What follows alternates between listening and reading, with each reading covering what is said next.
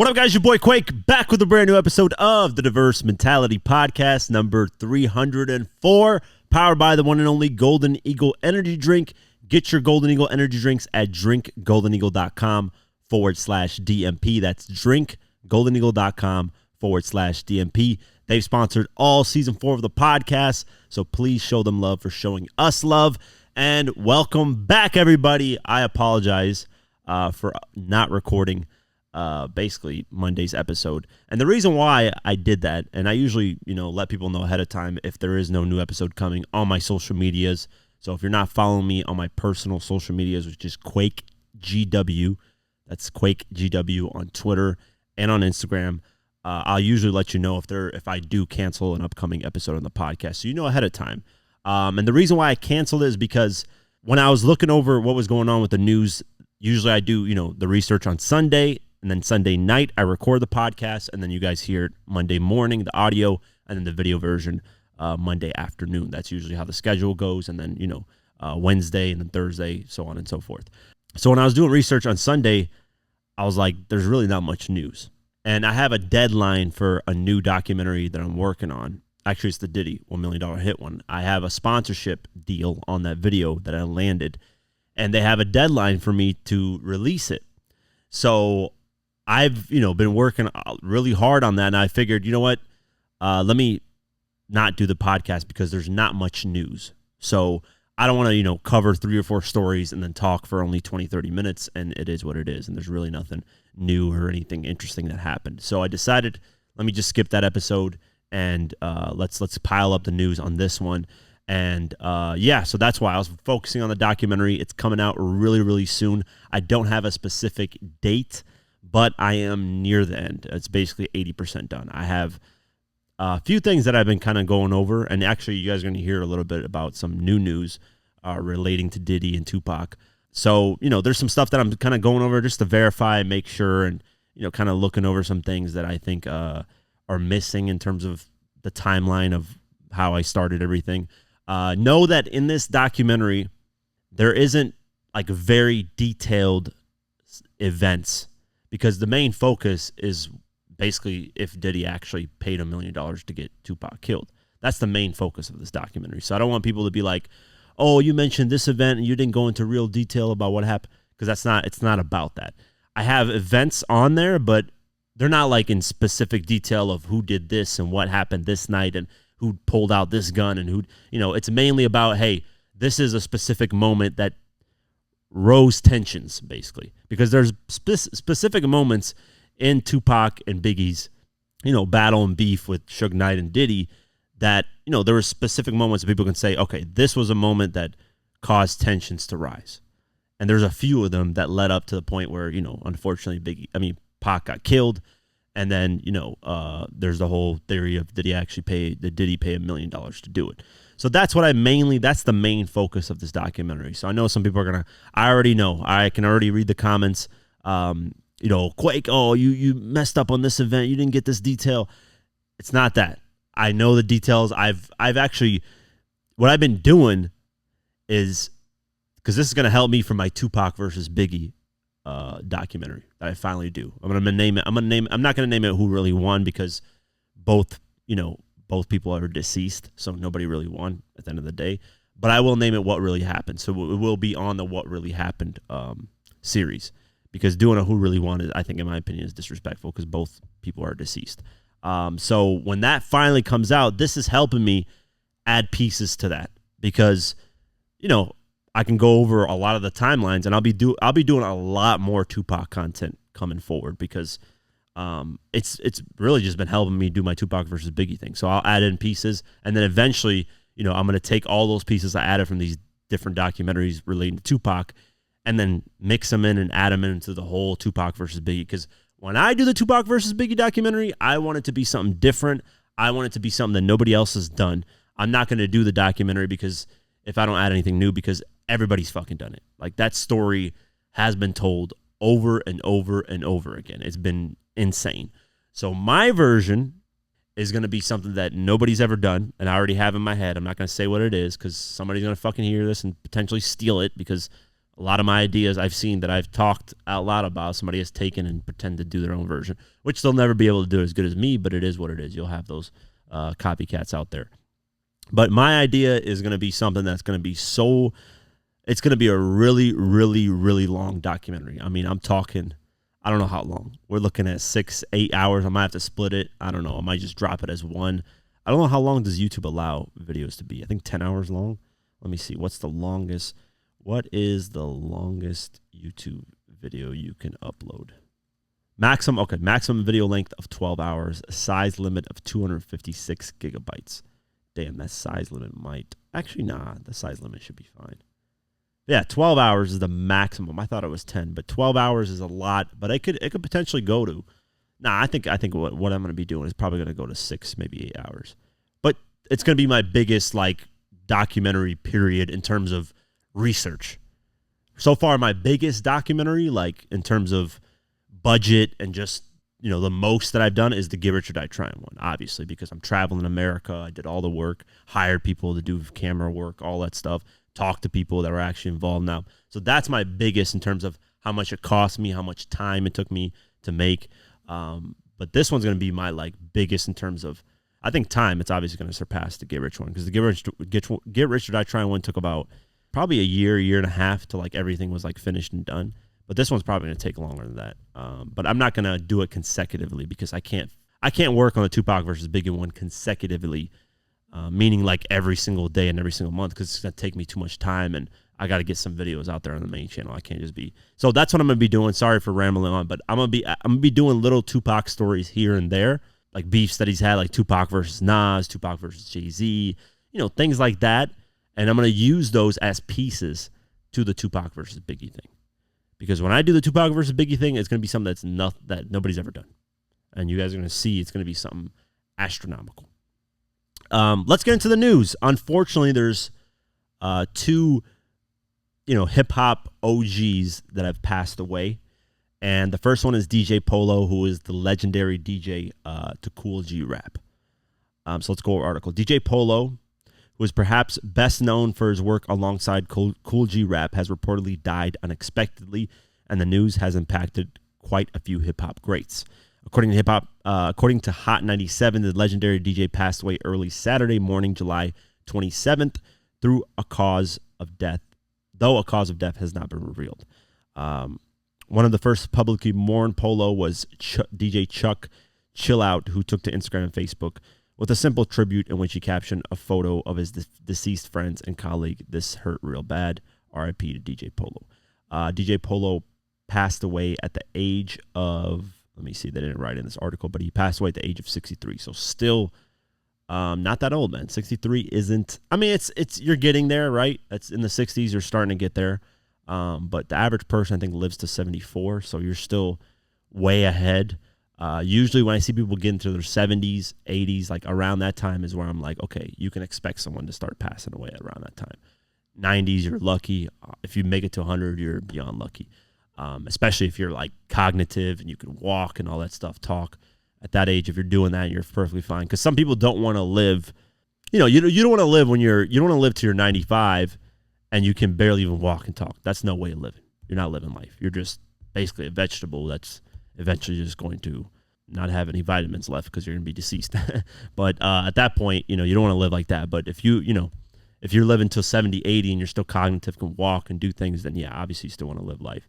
But it's not, he's not too old at the age of 63, man. He still had at least 10, 15 years on his life. But hey, that's life, man. You never know when you're going to pass away. At least he lived pretty much a full life, as full as he could, at 63. That's what I don't know. Most people don't live what's the time whenever people usually, some people pass away. How many people die at a young age? Because I know some people don't even make it. 1.5 million, about 4,500 every day. Yeah, it's insane. But yeah, some people just don't even make it past 15, 20 years old, 25, 30. Some people die really, really young. So in the 60s, it's not too bad. But 70s where I'm like, okay, I expect people to start passing away in the 70s. But yeah, rest in peace to DJ Polo. And this is young now. Chino XL. has passed away at the age of 50 years old. So he's even younger, and at 50, that is young. I don't care what people say.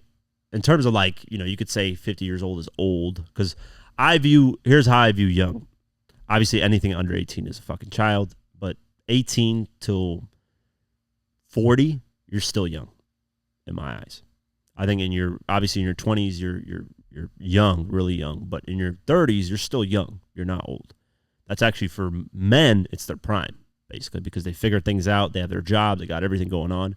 But then once you get to 40s, that's when you start. You're not old, but you're not young. You're like right in the middle. And then once you hit 50s and more, then you're starting to get old. But Chino XL, and unfortunately, I always think of the Tupac hit him up when he calls him out at the end. Let's go over the article. Chino XL, the cult rapper and actor, has passed away at the age of 50. His family has confirmed. Using the rap legend's Instagram account to make the announcement, his family announced on Tuesday, July 30th. The family of Derek Keith Barbosa, professionally known as Chino XL, is devastated to relay the news of his passing. Chino died on the morning of Sunday, July 28th, at home. He was 50. The statement continued. Chino is survived by children China, Bella, Lyric, Kiana, and his stepson Sean. Grandchildren Emmy, Emery, Chris, Lewis, and Diney. His mother, Carolee, and his former longtime partner, Stephanie. In a joint statement, his daughters reflect, "Our father had many titles, king of punchlines, Puerto Rican superhero, but the most important one was girl dad. And what he gave us most in that role was his strength, straightforwardness, and ability to be super realistic. The main thing we are feeling now is that our dad is at peace, and so we are at peace." They concluded by saying the family asks for privacy at this time. Details of a memorial will be forthcoming. No cause of death was revealed, and it is not known if Chino XL was suffering from ill health. But yeah, a bunch of tributes, Schoolboy Q, Joe Budden, Chuck D, Crooked Eye, Bun B, lots of people, R.A. the Rugged Man, Alchemist, Sky Zoo, bunch of people. So yeah, rest in peace, man. Condolences. Hip hop took two major L's with these two passing away.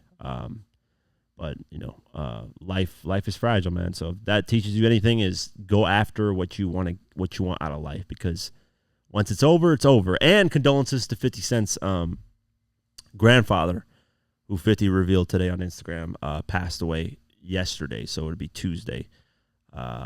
His grandfather, his grandmother passed away a long time ago. I think it was in 2016 or 15 or somewhere around there, 17 maybe.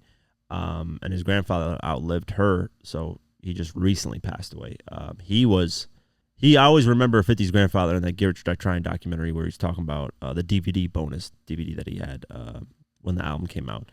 And he was talking about the story how the police chased a guy on a motorcycle, or 50 on a motorcycle, I think. And, 50 was hiding in a house, and they asked, his grandfather, where is he at? And he was like, I don't have no idea. His grandfather basically didn't snitch. And yeah, so I think that was the story how it went. It might have been somebody else on the motorcycle, and 50, they tried to blame it on 50 or something. I don't know.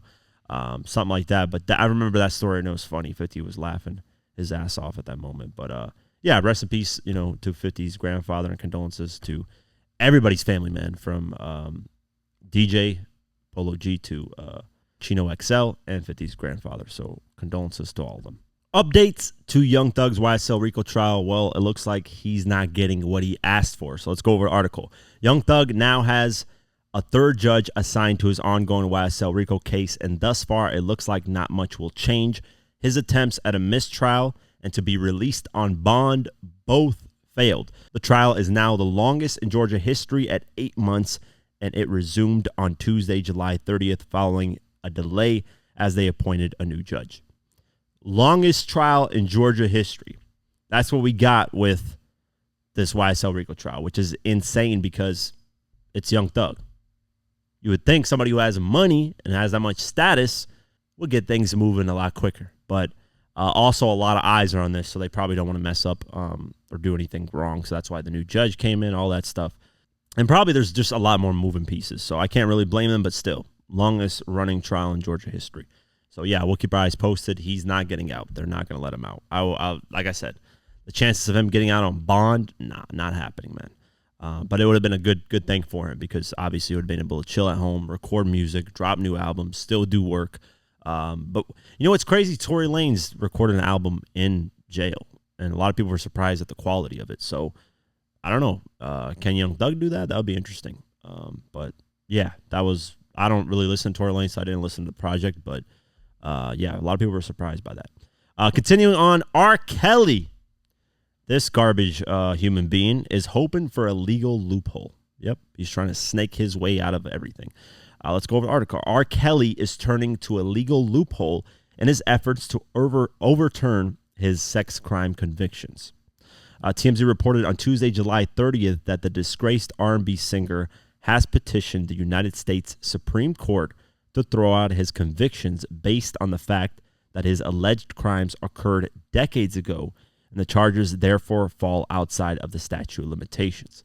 Interesting. Because Kelly was convicted for incidents dating back to the mid-1990s, the singer's team is arguing that the PROTECT Act, which he was charged with violating, doesn't apply to his case since it didn't become a law until 2003. Despite prosecutors successfully arguing that the law statute of limitations are indefinite, Kelly's attorney, Jennifer Bonjean, said that the Act's expanded statute of limitations doesn't apply to the charges against her client. That's because Congress didn't include a clause allowing the law to be applied to alleged conduct committed before 2003, only after. The Supreme Court will reportedly decide whether to hear the appeal in the coming months. Interesting. Wow. So the PROTECT Act, because it started in 2003, and he did most of his dirt in the 1990s, which I was reading a lot of the articles. He did a lot of stuff in 2017 and stuff when he was free too. So I guess what they got him on right now is stuff from the 1990s. But hey, they might have a legitimate reason here. But the prosecutors did say the law statute limitations are indefinite. So yeah, we'll see. We'll keep our eye on this. Is interesting. We'll keep our eyes on this, man. But yeah, back in 2022, a grand jury found R. Kelly guilty on 6 of the 13 federal charges he was facing, which included 3 child, images and stuff, charges with sexually abusing 4 girls. 3 of the women were minors. They also found that the Chicago native guilty of making videos of himself sexually assaulting his 14-year-old goddaughter. That is insane, which resulted in another 3 charges for producing sex tapes with a minor. Yeah, this guy was mad disgusting, man. And this is like, dude, it's insane. And you know what's crazy here? Like in the related news, it says Benzino believes R. Kelly shouldn't rot in jail for 30 years.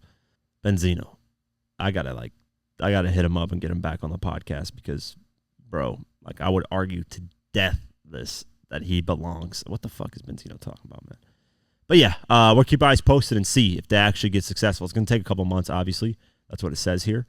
But hey, man, if that overturns, he's probably gonna get a few charges dropped. I don't know if it's going to make him a free man, but it might reduce his sentence, which obviously is going to help him. But yeah, we'll see. We finally have the PnB Rock murder trial starting. Yes, it's been a long time since he was killed, and now the trial has officially started. So let's go over the article. PnB Rock's murder trial has officially gotten underway, and the legal team for the 2 men accused is working swiftly to attempt to keep their clients safe from a guilty verdict. According to Rolling Stone, a jury of 8 men and 4 women were present as the trial began on Tuesday, July 23rd, nearly 2 years after Rock was shot and killed at a Los Angeles-based Roscoe's. Freddie Trone, the alleged getaway driver and father of the juvenile charged with shooting and killing the rapper, previously pleaded not guilty to 1 count of murder and 2 counts of robbery and 1 count of conspiracy to commit felony. Trone's son will be tried separately. Tremont Jones, 46, has been charged with 2 counts of robbery, 1 count of conspiring to rob PnB Rock inside the Roscoe's, and 1 count of illegal possession of a firearm. He stands accused of tipping off the killers to Rock's whereabouts and possibly supplying them the gun for his murder. In court on Tuesday, defense lawyers for both men argued that there is not enough evidence for some of the charges against their clients. You will hear no evidence that Trone planned this with his son, that he instructed his son to do this, or he egged him on. They will have evidence that my client did help his son cover this up. We're not disputing that. What we're saying is the gunman acted alone. Winston McKenson said. That is a horrible thing. It is. Somebody should pay. They should, but focus on what is not there.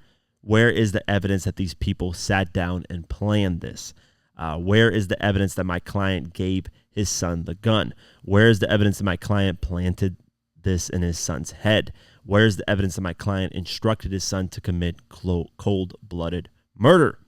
McKenson argues that Trone is guilty solely of being an accessory after the fact. All this stuff is, they're obviously going to defend. And the next day, they actually said that the alleged gunman is not competent to stand trial, meaning, he's not all the way there. So that's an interesting approach as well. So let's go over that. PnB Rock's alleged killer is not yet ready to face a jury. A Los Angeles court ruled this week. A teenager is the accused gunman in the Star's 2022 murder, which took place at Roscoe's Chicken and Waffles in Los Angeles. The teen's father, Freddie Trone, is also charged in the case, as is another man, Tremont Jones. Geez, a lot of these Tremont, a lot of Trones in here. Trone is accused of being the getaway driver and Jones of tipping off the killers to Rock's whereabouts and possibly supplying the gun for his murder. The teenager, according to Rolling Stone, had a court hearing on Friday, July 26th. In it, Commissioner Shredon P. Bradford explained that while the accused shooter was receiving services, an expert had determined that he would still be unable to understand a trial. That's interesting. A following-up hearing will happen in August. Trone and Jones' trial began this week on Tuesday, July 23rd. In court that day, defense lawyers for both men argued that there's not enough evidence. Yeah, we talked about that. But yeah, they're saying that, the actual shooter, 17-year-old, is not competent, meaning he doesn't even know what the hell's going on to even stand trial. I don't know. I guess, you gotta, this is where these tests and these things come in to see if this guy's actually telling the truth and blah, blah, blah. But I think the best thing to do is obviously not get him to stand trial because a 17-year-old, I think at the time of the shooting he was 17. I don't know if he's 17 now. But whatever, he'd be 19 now. That could go wrong in a lot of ways. So, the defense is doing the proper thing. To defend their clients, they're doing the proper thing. But we'll see moving forward what happens. But like I said, man, 2 years this happened, 2 years ago, and now we're finally getting a trial started for it. Long time, and it should not be taking this long to start these things. A max it should take is a year. I get it. You have to get lawyers to figure things out, look over the case, all that stuff. But 2 years is just utterly ridiculous. But we'll keep our eyes posted and see what happens moving forward. And just like that, there are arrests to the Julio Foolio murder. It didn't take long, so shout out to the Jacksonville, I believe, police, or it might be just the Florida police in general.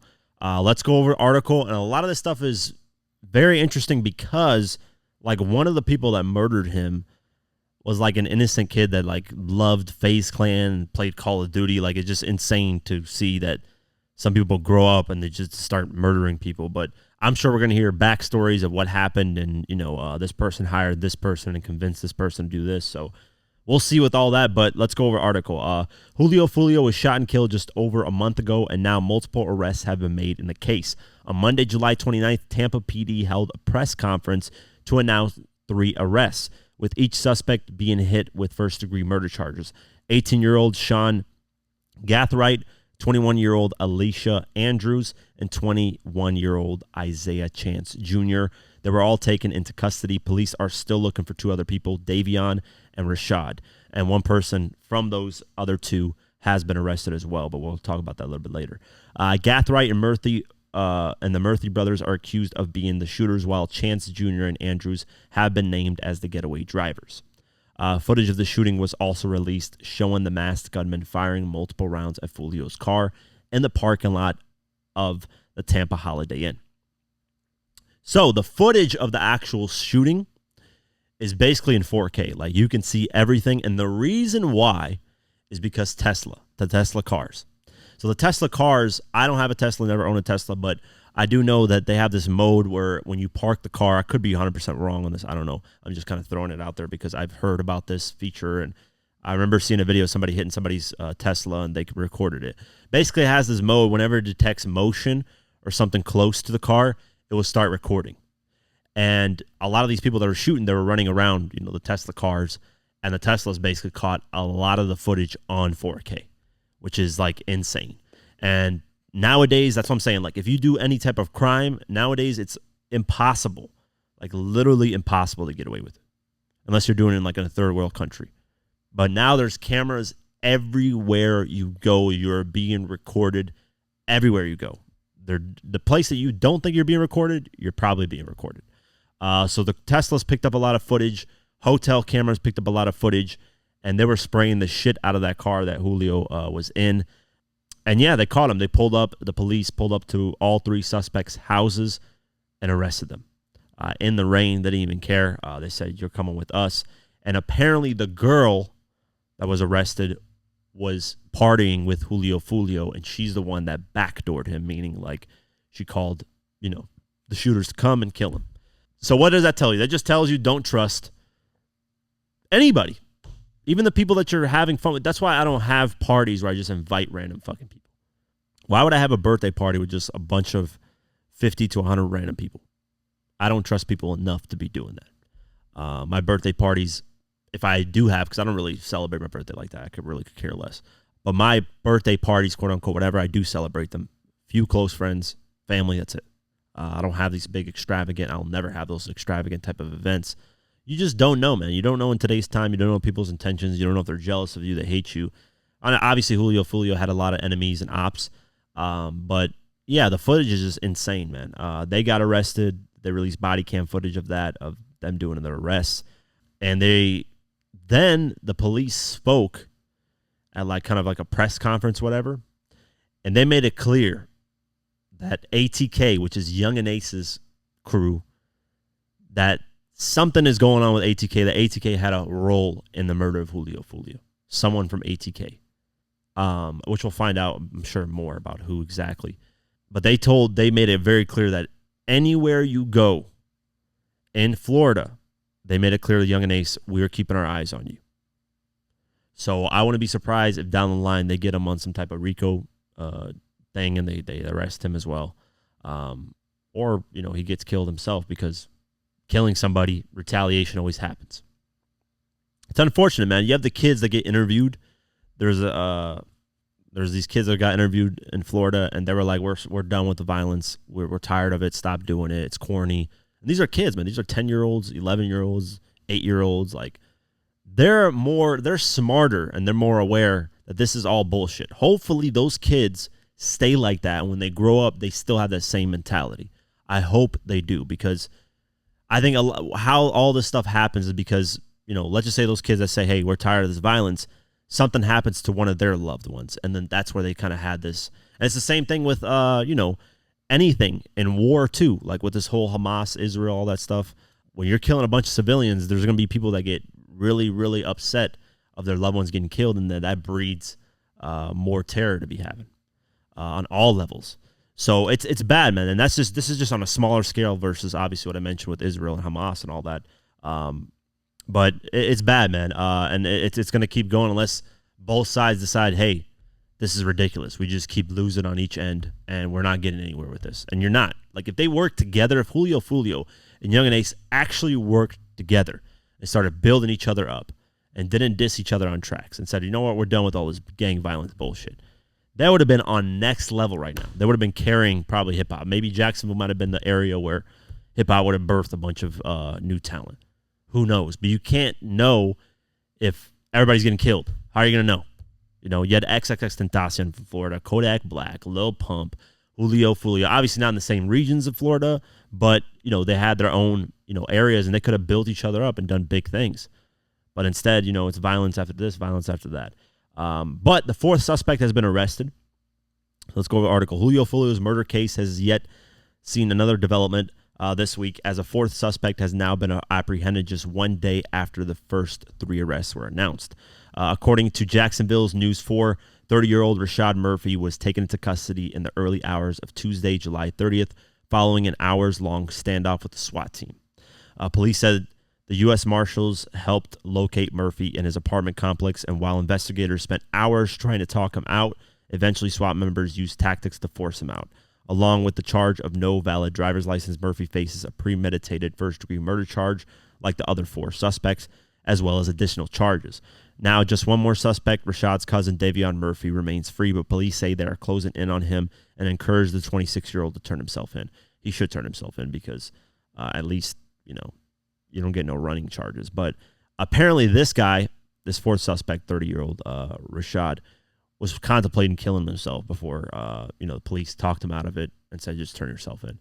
He had a gun to his head and everything, so he clearly doesn't want to face what he did. But that's what I mean. Like, why throw your life away? Some of these, look at this, 19-year-old and two 21-year-olds.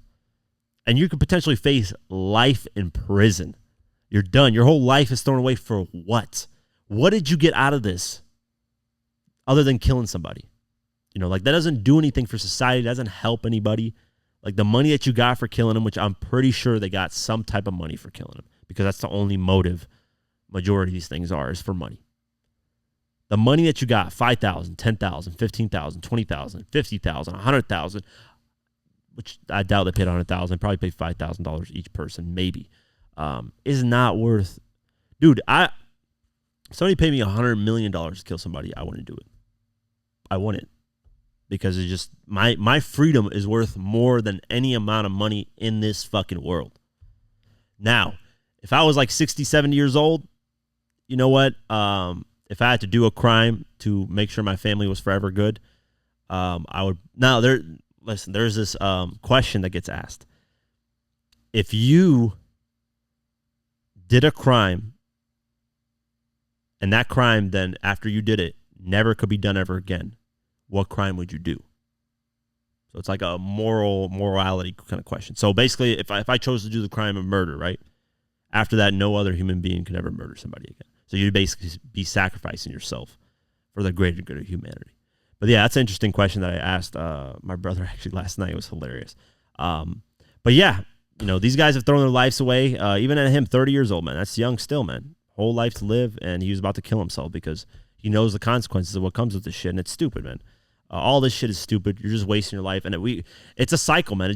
I don't understand how these people don't look at other situations and be like, why the fuck would I do this? Like, what's the point of this? Why murder somebody? For what? What am I going to get out of it? $5,000? $10,000? None of that shit. None of that money's life changing. Not even $1 million. If they were to get $1 million from murdering Julio Foolio, that wouldn't change their lives. Because it's not about how much money you get. It's the mentality with the money that you get. If you invest it, if you do smart with that money, you'll be able to turn that $1 million to $5 million, $10 million, $20 million eventually. But most people don't have great money management skills, so it doesn't matter if they get $1 million or they get $10 million. They'll blow it and eventually be broke again. That's why most of the people that win the lottery end up broke again, because it's poor money management skills. So it doesn't matter about the amount of money you get. It's about how you're managing it. If you've been bad with managing money your whole life, you run into a lot of money, you're probably going to fuck off that money. That's just the reality of it. But yeah, that's a whole different thing. But we'll keep our eyes posted on this. I'm sure they're going to get the last guy pretty soon here. Sad situation overall, man. People dying, people going to life. Families have been changed forever. Young and Ace is trolling the situation, which isn't good, man. He needs to learn from this type of, I don't understand like how he doesn't have the mentality of like, why the fuck am I doing this? Like, what's the point of this? But I'm sure he's realized he's so deep into it that at this point, even if he tries to go a better route, there's still going to be people that want to get him killed because of all the stuff that's happened in the past. That's just the reality of it. So, we'll keep our eyes posted and see what happens moving forward. Before we continue, I want to give a shout out to Golden Eagle for sponsoring this podcast. Yes, if it wasn't for Golden Eagle, this podcast wouldn't be possible. If you're looking for an energy drink that doesn't tear a hole in your pocket, Golden Eagle energy drink is the one you want to get. Golden Eagle has the smoothest taste with no aftertaste. You don't get acid reflux when you drink it, and you will save a lot of money. So check out Golden Eagle at drinkgoldeneagle.com/DMP. The link is in the description below. And how do you think this podcast would be possible without me having energy to do it? Come on, guys. You guys got to remember this. I need energy to do this stuff, man, because there's a lot of crazy topics. So look how smooth this thing sounds. Look at it. Oh, my God. It's fresh. Look at that Golden Eagle. Look at the can. It's so beautiful, too, man. Look at that. That's so fresh, man. So fresh. Golden Eagle energy drink. Go to the link description below. That's drinkgoldeneagle.com/DMP. Let's continue the episode. Like I mentioned earlier on the podcast, I talked about the Diddy $1 million hit documentary and how we're going to be talking about some news relating to that, and this is it. Tupac's family has reportedly decided to investigate the rumors that Diddy was involved in the late rapper's murder. That is a whole open case. If anything comes out of this, though, I don't know, man. I don't know if I'll drop the Diddy. I might have to just drop it and just see what happens after. On Monday, July 29, TMZ reported that some of Pac's relatives retained a team of investigators and lawyers, Alex Shapiro and Christopher Clore, to look into the recently resurfaced claim from Keefe D that Puffy offered to pay him to kill Pac in the 90s. Keefe claimed in a police interview in 2009 that Diddy had offered him $1 million to kill both Suge Knight and Tupac. And at the height of the Bad Boys beef with Death Row Records in the mid-1990s, and paid half the money to Harlem gangster Eric Von Zip Martin after Tupac's 1996 murder. In the legal filing obtained by The Sun this week ahead of Keefe's trial this year, prosecutors claimed that the former Compton Crip flew to New York with LAPD detectives. Yeah, we talked about this quite a few times. Basically, they hired an investigation team, so we'll see. But like I said, when you guys watch the documentary, I don't want to kind of ruin the conclusion, but basically, it's hard to pin this on Diddy because they'll have to find bank statements. They'll have to find some type of money that Diddy transferred or somebody close to Diddy transferred of the amount of $1 million or $500,000. Because mind you, it was $1 million for Suge and Tupac. And Suge obviously lived, Tupac didn't. So, yeah. And we'll talk about why it was on both on the documentary, but I don't want to reveal too much stuff because it's kind of a cool, if I just spill everything, it's like, what's the point of watching the documentary? But interesting, man. I'm all for it. This should have been done a long time ago. I think in 2009 when Keefe D revealed it, should have been the thing, but of course more eyes are on it now, so that's when the family's going to react a lot more when more eyes are on it.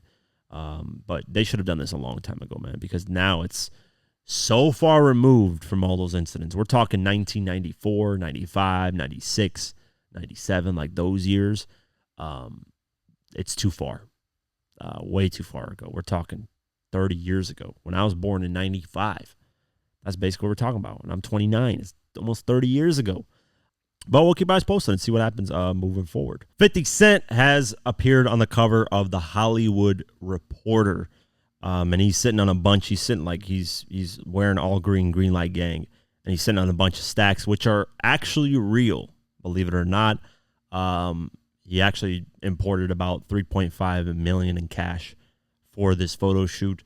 I don't know about the one that he's actually sitting on because those look like old bills. That might be real. I don't know. But every money that's around him is actually real. I know he did a photo shoot a while ago with Floyd Mayweather or something, or maybe just himself, and it was all fake money. So I think he decided this time, and he actually walked in, which is hilarious. He walked in with a bunch of security guards. They had to close all the windows when they were doing this shoot and just basically keep it very low key because $3.5 million in cash, something can happen. That's not a light amount of money to be walking around in cash with. But they interviewed him. Unfortunately, nothing about music, which I wasn't expecting. But they interviewed him and they asked him about Diddy. And this is the first time he's like spoken on like an actual platform about what's going on with Diddy. They talked about the Diddy documentary that's coming out on Netflix, all that stuff. So let's go over what the interviewer asked. So the interviewer asked, what made you want to produce a docuseries on Diddy? 50 said this, I'm the only one from hip-hop culture that's produced quality projects. I don't know about that, but, because Ice Cube had Friday, which is insane. But, the budget wasn't really that high. I get it, whatever. Anyways, we do have a lot of talent within our culture where the talent has developed comfortability in front of the camera.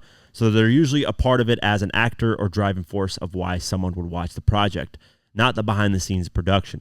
Producing the project, so there's producing the whole project, so there's a difference. So he's saying basically in front of the camera is where most of our hip-hop Hollywood has been instead of behind the scenes. And there's a huge difference with the two, which I agree. Then the interviewer says, over the years, you've made a point of not attending Diddy's parties.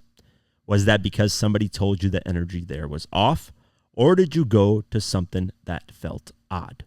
This is what 50 had to say. He asked me to take me shopping. I thought that was the weirdest shit in the world because that might be something that a man says to a woman. And I'm just like, nah, I'm not fucking with this weird energy or weird shit coming off the way he was just moving. From that, I wasn't comfortable around him. And yeah, we heard the story a while ago. He talked about this on the Breakfast Club. That's when he first revealed it. Basically saying after that, everything's been weird around him, and I don't want that weird energy. Rightfully so, because any grown man asked me to go shopping, and that's weird. The interviewer then says, I know you and Diddy have collaborated on a few songs. Were you ever friends? This is what 50 said. It was mostly work. I wouldn't call it a friendship because there wouldn't be disappointment between us if we didn't speak to each other. There's points that we worked together. Jennifer Lopez actually told him he should work with me as a songwriter in the beginning, and I was around at the early stages. And he could have done my record deal at that point, meaning he could have signed me. This is following me being shot up, the Trackmasters deal at Columbia Records where Lopez was signed, and I'm just getting back to work. And he'd call me to write. I remember Diddy would call, and my son's mom would answer, and I didn't want to get on the phone like, no. And she was like, what the fuck? We need money. She's looking at me like, what? Why don't you want to talk to him? I didn't ever party or hang out with him. Puff is a business person. When people call him a producer, I see people that were taken advantage of. So now he's attacking Diddy for not paying, producers and engineers and stuff their proper just due, and even their artists. So now he's attacking that. He says, I see people that were taken advantage of who produce things that he took from them. So he's saying he's not even a producer. He got the credit. He's not a producer. He's been able to take advantage of the business and the creatives in it. I don't have any interest in doing that. I actually fall under the creative, so I just didn't take to hanging out with that. So he's saying I didn't want to fuck with somebody who is a snake, basically. Takes the credit for everything, doesn't pay people properly. And when you look at the history of 50's career, there hasn't been ever a moment where somebody said, I haven't been paid properly. There was the Young Buck situation where he said, I never seen royalties. But Buck, 50 paid Buck's taxes, and Buck has always admitted to that. 50's always really paid people. MOP that was signed at one point to, G-Unit, they said we were overpaid. Like 50 was just giving budgets out like it was nothing. Because he was fans of MOP, Mobb Deep, all that stuff. So there's never been really stories of 50 not paying people. I've never heard it. And if it ever does come out, I'm sure it's probably somebody disgruntled or along the lines of that. Who knows? But there's been millions of stories of Diddy just not paying people. The interviewer then says, there have been so many silent voices when it comes to what's going on with Diddy, as if people are afraid to speak up. Why? Shout out to whoever this interviewer is, man. Great questions. 50 said this.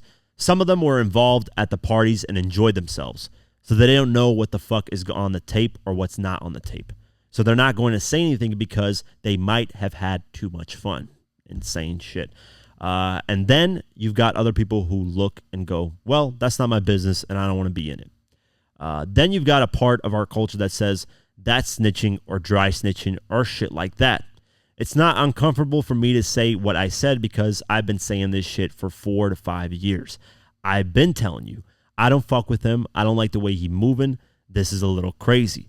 Everybody else is not going to be as comfortable as I am saying it, which is facts, man. That's probably why a lot of people aren't speaking out, is because some of the people party with Diddy and were at the all-white parties, and who knows what the fuck they were doing, and maybe Diddy recorded all that stuff. I know that when the feds raided the house, they did get footage, because all of a sudden after the raid, we got that surveillance video footage of, him putting his hands on Cassie and beating her at the hotel. Continuing on, the interviewer says, you and Mary J. Blige have a great relationship, and she's also close friends with Diddy. I wondered if she had ever reached out to you. 50 said, no. You know what? Mary never reached out to me to tell me to not fuck up Puffy, because she knows that he does shit. There you go. And now it gets a little bit more personal. So shout out to this interviewer, really asking questions that most people would probably be scared to, or tiptoe around at least. The interviewer asks, your ex and child's mother, Daphne Joy, who was named in Rodney Lil Rod's Jones' lawsuit against Diddy, claimed you raped and physically abused her in a social media post. She has since deleted that post, by the way. You're suing her for defamation. What's happening? That's a wild question. Shout out to the interview. Direct questions, man. That's the way it's supposed to be. 50 then says, for me, I pussyfoot around the Daphne stuff, and I'll tell you why. So he's saying basically I can't really answer the question properly, and I'll tell you why. I got a family court case. The allegations that came out, she posted things to her page saying some crazy shit. But this comes 8 hours after I filed for custody for my son. And she put that up in response to that. And I'm like, oh, in this climate, you know how quickly they pass judgment. Things have worked out since she said those things. I had my son on Father's Day and we chilled. I'd like to respond and say some wild shit, but I've got to sustain that for my son. So he's basically saying, I don't want to go in on this bitch because, you know, I want to make sure that the courts decide that I'm fit to be the father and that she loses custody potentially of the kid. Then the interviewer says, were you worried? Because regardless of what's real or not, those claims can be damaging, especially because you're making a doc about someone who is an abuser. 50 then says this, it is damaging. It is damaging just to have anything said about you at this point because you have people out there who don't believe in your intentions. And if things are going in a positive direction for you and something pops up, they go, this is what we have been waiting for. For entertainment purposes, they exploit that as much as possible, but there is no merit to it. And then the interviewer, this is more respect to the interviewer because these are some pressing ass questions that most people would be scared to ask. But they asked. The interviewer then asked, some critics have pointed out that Dr. Dre has an abusive past, which we all know about, and he's your mentor, and I've wondered if that contradicts you producing the Diddy doc. So basically saying you work with a former abuser. You know, you've done music with him, you look up to that person as your mentor, but then you're doing a doc bashing an abuser. So you work with one, you're cool with that one, but you're bashing an abuser. This is what 50 has to say. It's fine that they would feel whatever they feel because I don't know what is true or what's not true about Dre's situation. And these things date back to before I was even signed to Dr. Dre. That is true, though. 50 signed in 2003. These abuse allegations were like in the mid-90s. But this would mean not acknowledging all the things that are positive about him. All the successes I have had and everything, because that's the time frame we are talking about. Look, it may irritate people that have heard that. That's crazy to think that you would not produce a doc series now based on that as well. So he's basically saying, listen, I got with this guy in 2003. Yeah, we're friends and stuff. I don't know what happened in the mid-90s, but that has, you know, I didn't personally do any of these things. Yeah, I might have worked with somebody that may have done these things, but I personally didn't do it, so you know, I have every right to produce a documentary bashing Diddy, who actually did do it. But yeah, then he talks about a bunch of his ventures. He's got like his own channel coming, which is called Fast Channel. He talks about Hollywood mentors and other things that he's got in the works. And let me see. He talks about the Grammys. And because they talk about Power never getting Emmy nominations, which is wild. They basically said, you know, how do you feel about that? And 50 said, I don't really give a fuck about the Grammys. And then he talked about how... And the funny thing about the Grammys is, he said, they asked him this, do you vote at the Grammys? He says, no, I don't know who's voting that shit. It's crazy. Whoever they are, they're off at Beyonce's house because she has 30 of them. That is fucking hilarious because it's true. Beyonce, and I remember Jay-Z bitching about Beyonce not getting an album of the year or some shit. Like, bro, your wife literally gets every fucking Grammy every time she drops anything. So, woohoo, she doesn't get one section of the Grammys. All of a sudden, you're going to cry about it and do a whole speech about it.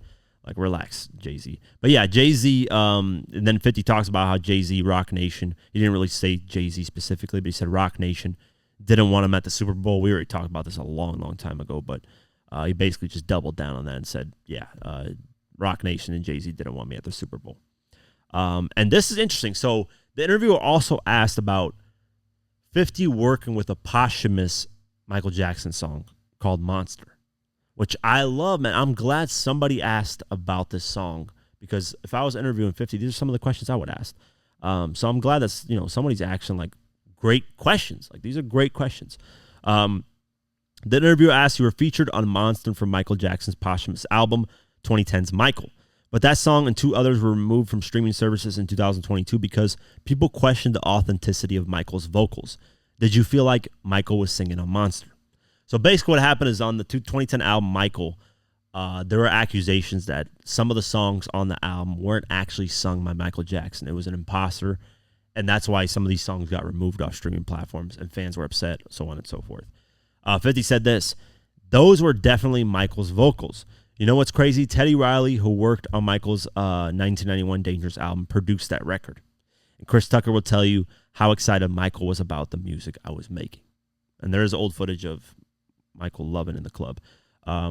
And then he said, you and Michael didn't record together right. He says, yeah, the communication about it started before he passed in 2009.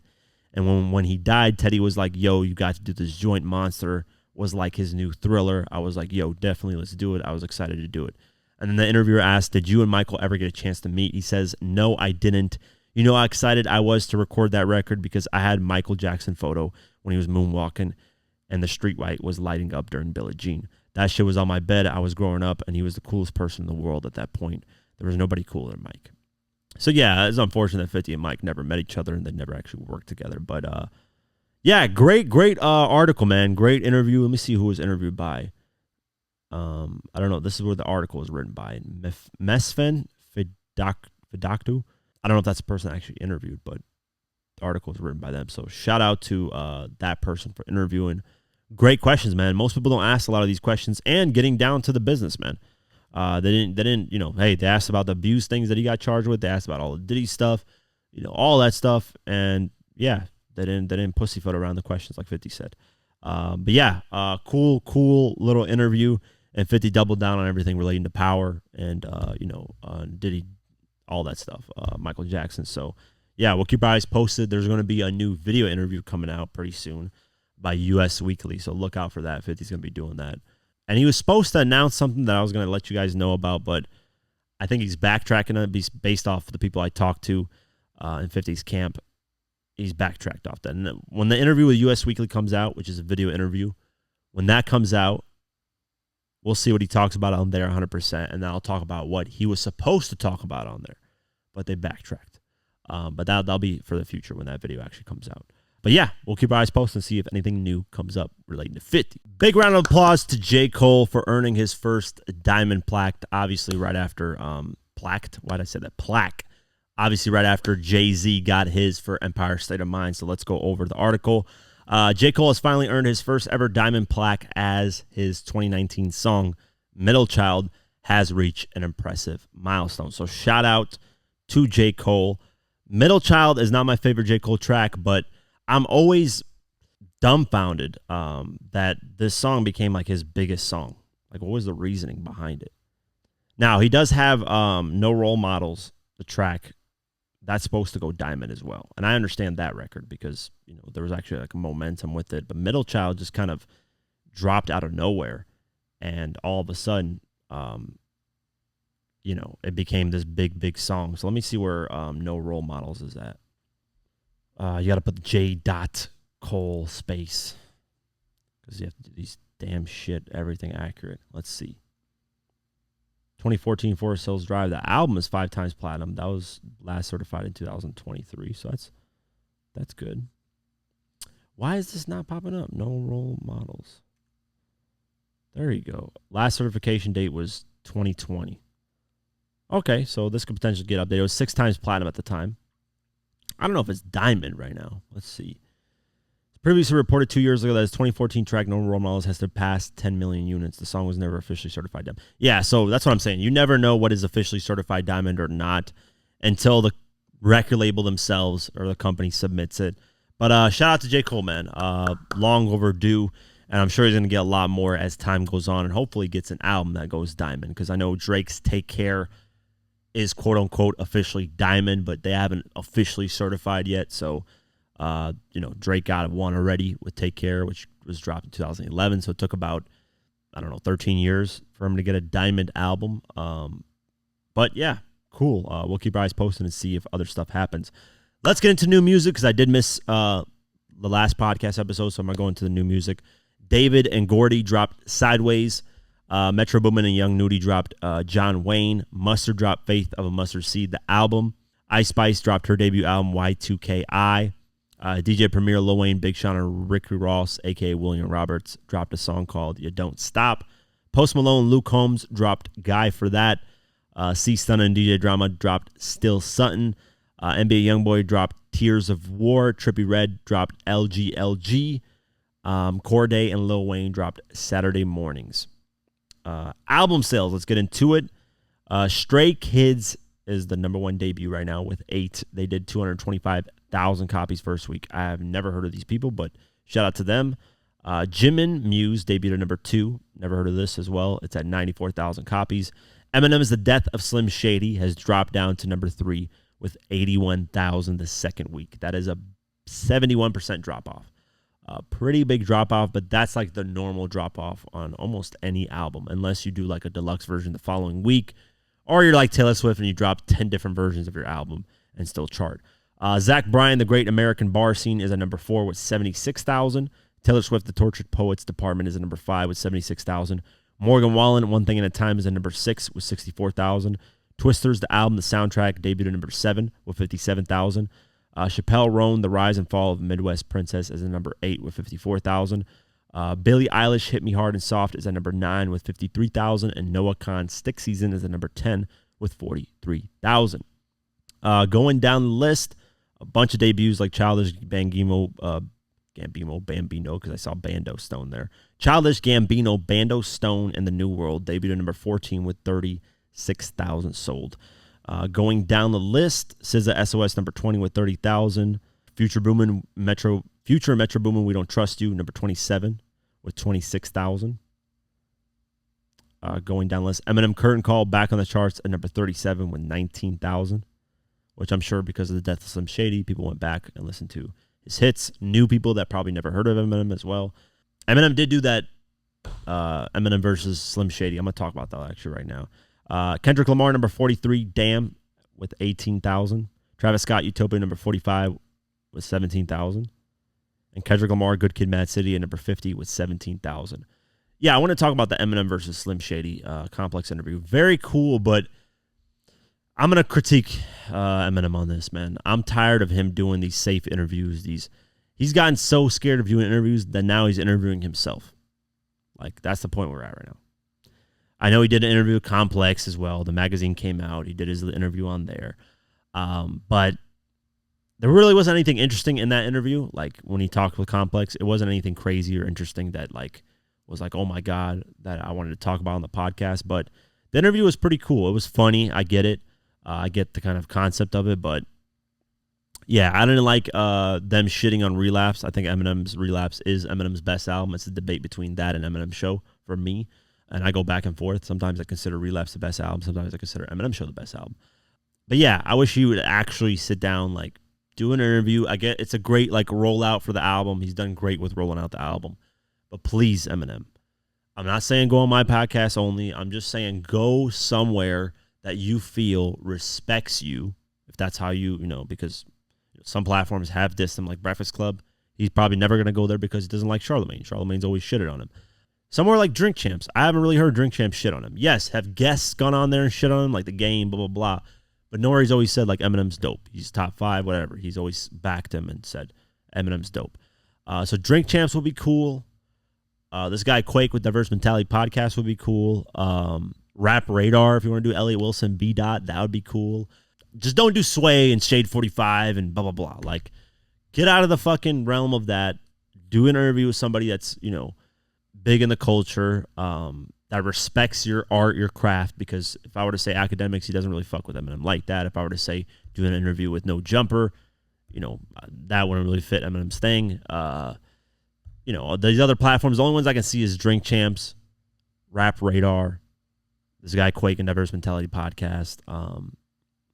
People that respect his craft, that are fans of him, that would ask interesting questions still. That's the thing, too. If he does these interviews, I don't want Paul Rosenberg in the corner saying, hey, you can't ask this question, you can't ask that question. Like, as a hardcore Eminem fan that I am, there's a lot of things I would love to ask. So, yeah. I hope Eminem actually does an interview, man, and does something that, like, is outside of his safe realm. That'll be really cool. Let's get into the Billboard Hot 100. The top 5 songs haven't moved at all. So from last week, they're the same. So Shabuzi, a bar song, still number 1. I Had Some Help, Post Malone, Morgan Wallen, still number 2.